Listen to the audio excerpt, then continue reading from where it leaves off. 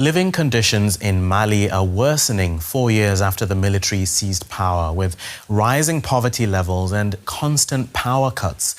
Economic growth is slowing, and the regime's withdrawal from the West African bloc ECOWAS has isolated the country from regional support and cooperation.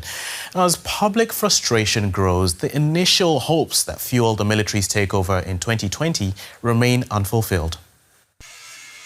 Mali's economy is in need of a spark.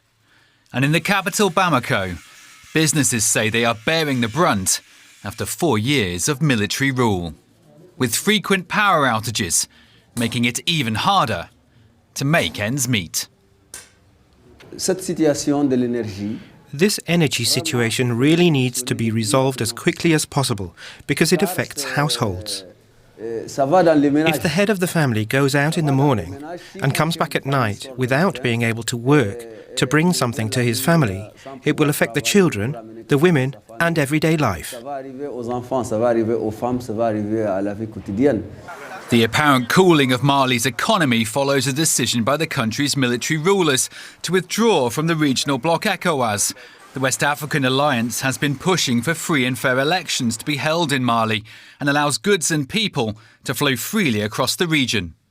The country's economy is really in the doldrums, precisely because there is no supply. As you can see, the state is raising more and more money on the money markets. But economic activity is obviously slowing down. Around 90% of Mali's population lives below the poverty line, but some residents believe the extra pain they're feeling right now is worth it if it helps to forge a new future for the country. I just want Malians to be patient because it's part of life. You have to go through a difficult time to have a brighter moment. So we can't have everything all at once. We decided to take a different path, so it's part of life.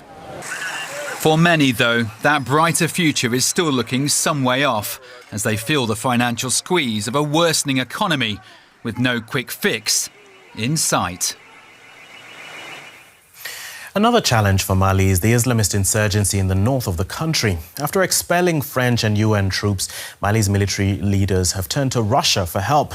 DW's Mhundwa recently caught up with Sweden's Foreign Minister Tobias Billström during his recent visit to West Africa, and she asked what concerns he had about Russia's growing influence in the region, especially in the Sahel. Well, first of all, I think that there are some misunderstandings. Russia is not the old Soviet Union, of which, by the way, Ukraine was a part. We shouldn't forget that from a historical point of view. Russia is now something completely different. Russia is a neo-imperialistic state who has no regards for the international system that we established after 1945 and who wants to recreate its empire on the expense of other countries. And that also means Africa.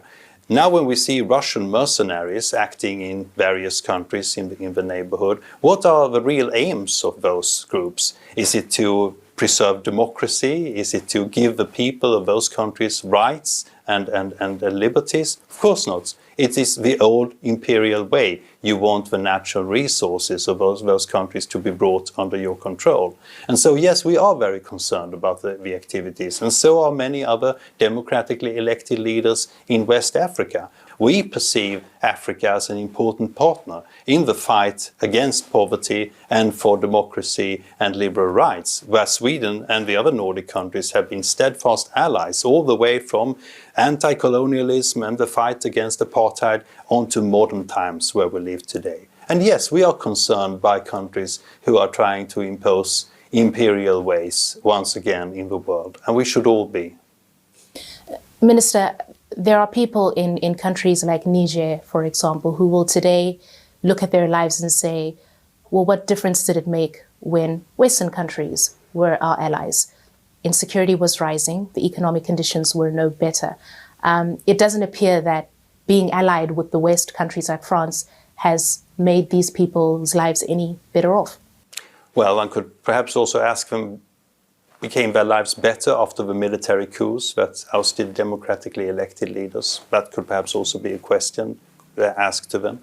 I think that we should always try to understand that the fight against poverty and the fight for better living conditions and improvements of people's lives has to come through democracy, not military coups. You know, when I grew up in the 1980s in Sweden, military coups in Africa was what we knew about Africa. That was the news I wouldn't say every day, but many days of the year. And we left that behind over the last decades and turned to democracy. Not so long ago, the majority of countries in ECOWAS, the Economic Cooperation of Western Africa, were democratic states. Isn't that a good thing? The fact that we, by that, have been able to reduce poverty? It's not the same as to say that everything has been perfect in West Africa or Africa as a whole, but I doubt very much that countries like Russia care very much for the ordinary man or woman in the streets of Niger or Burkina Faso or Mali. And perhaps in the fullness of time, people will feel differently about that. I hope so, and I hope that we, together with partners in Africa, will be able to show the way forward. And that is by cooperation and partnership. And the Nordic 5 foreign ministers have been here to show that we are in solidarity and in partnership with countries in this region, and have been so for decades. My own country, for example, have had good relations with Nigeria, the country where we are now, for 60 years. That's more than half a century.